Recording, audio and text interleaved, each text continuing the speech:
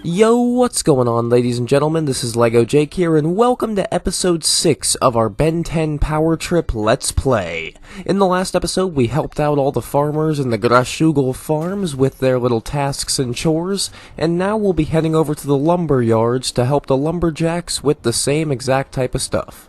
And I gotta say, it's very, very exciting that we're heading all the way over, way on a different side of the map, to go and meet with the lumberjacks in the lumberyard to finally put the final touches on this lumberjack festival that we've spent like the last 4 episodes dealing with. I mean, we've invested so much time into this, I'm more excited to see what this lumberjack festival is about than like any other festival I can imagine in real life. And I really gotta give credit to Ben 10 Power Trip. There's not a lot of games that can make me genuinely excited to, or care about a lumberjack festival. I certainly wouldn't care about one in real life, so good on you. All the comedy and the animation and really the time invested here has made me so excited for this. So, if there's one thing Ben 10 Power Trip is doing exceptionally well, it's making even the littlest things fun. What wasn't very fun, though, is this is actually my second time recording this exact part of the game, because when I first recorded it, I swear to God, right when I got to the end of the recording, my PlayStation went blue screen and said, "Oh, the game's corrupted, delete this from your console and re-download it," so then I had to do the entire thing over again. That sucked.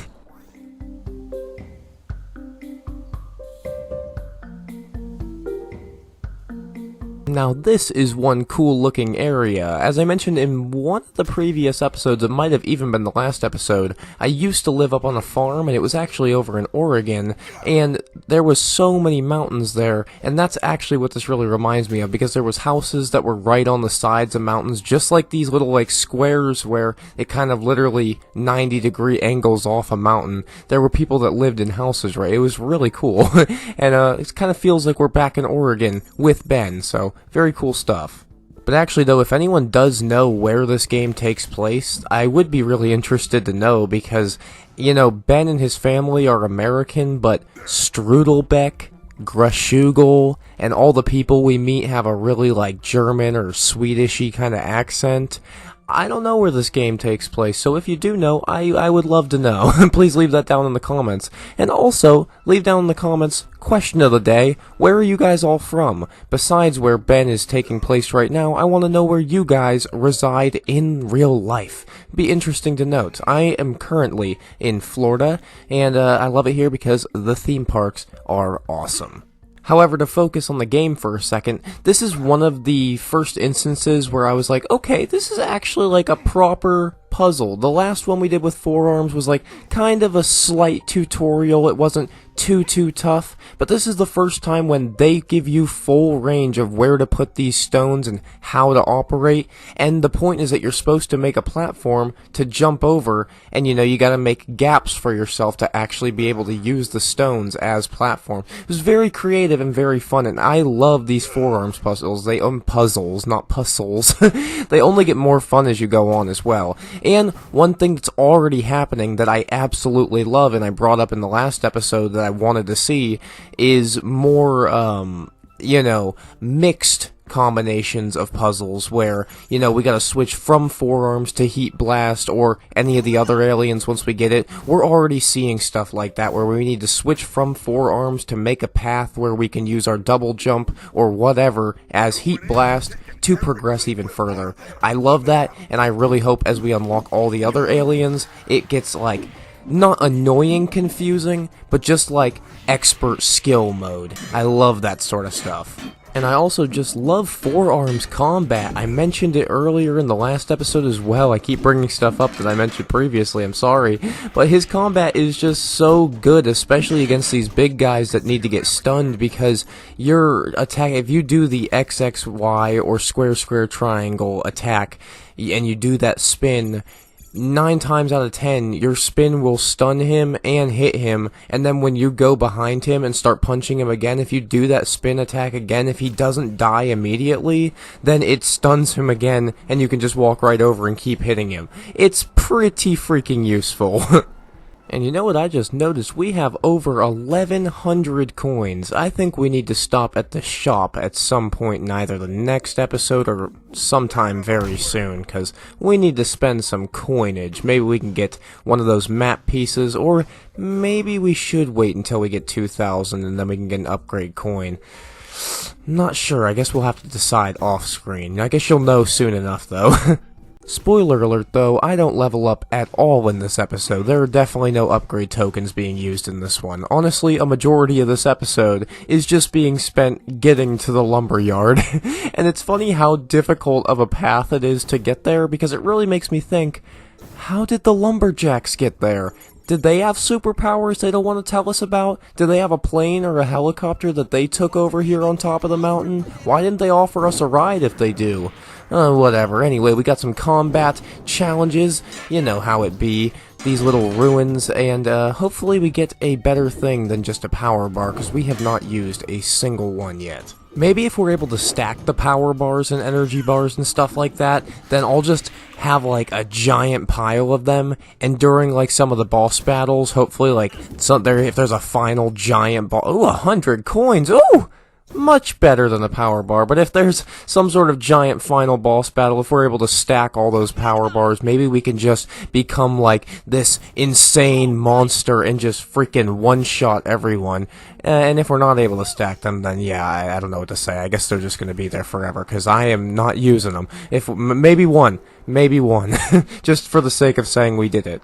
Or I just had a thought, we'll have to definitely check this whenever we go to the shop, if they have some sort of a sell option and we're able to just sell off all the power bars and get a bunch of coins. Now that would be useful, but we gotta wait and see. Hello.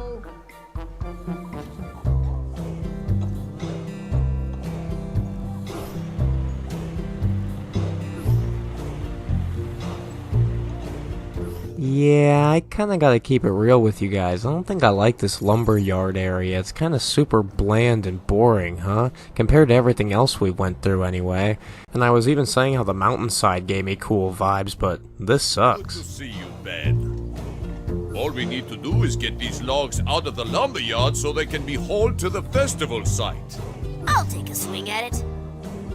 I mean, I appreciate the forearms puzzles, don't get me wrong. I definitely appreciate it. These are definitely working their way up to be one of my favorite parts of the entire game. But this area, dude, it's just boring. And how are they going to take away the lumberjacks that I made with their cool beards and mustaches at the very least? They can't even do that. They have these neckbeard imposter ones that I hate them. This lumber festival better make up for all of this that I'm going through, I swear. Good job, Ben. Do you think you could do one more for me?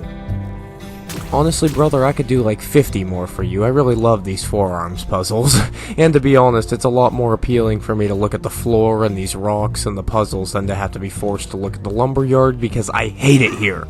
On the bright side, though, I guess because I dislike this area so much, this will probably be my lowest point in the game, so we're only, going up from here, and that's awesome. That's positive, baby. And speaking of positives, I really only have positives to say about these forearms puzzles. I think my comparison to Portal was really accurate, because these really are just brain teasers, and they're confusing because when you see you're tucked in a corner, you can't move, you have to jump around the boxes and really be precise about where you go, because it's actually a lot easier than you might think to kind of lock yourself in a corner and mess up what you're doing and have to mix and match the boxes you already were pulling to fix yourself. I mean, even right here, I really messed things up. I had to speed the footage up because I was literally standing here for about 2 minutes going, help, what do I do? What do I do? I didn't realize that you could just pull the white one straight out and just put it straight to the side. Yeah, making things too complicated for myself. I'm overthinking things. Nice job. We knew there was a reason Stefan recommended you. You can chop that up as a success. Ha! You're all right, kid. Want to come practice chopping with us before the festival? You don't have to axe me twice. That sounds like a blast.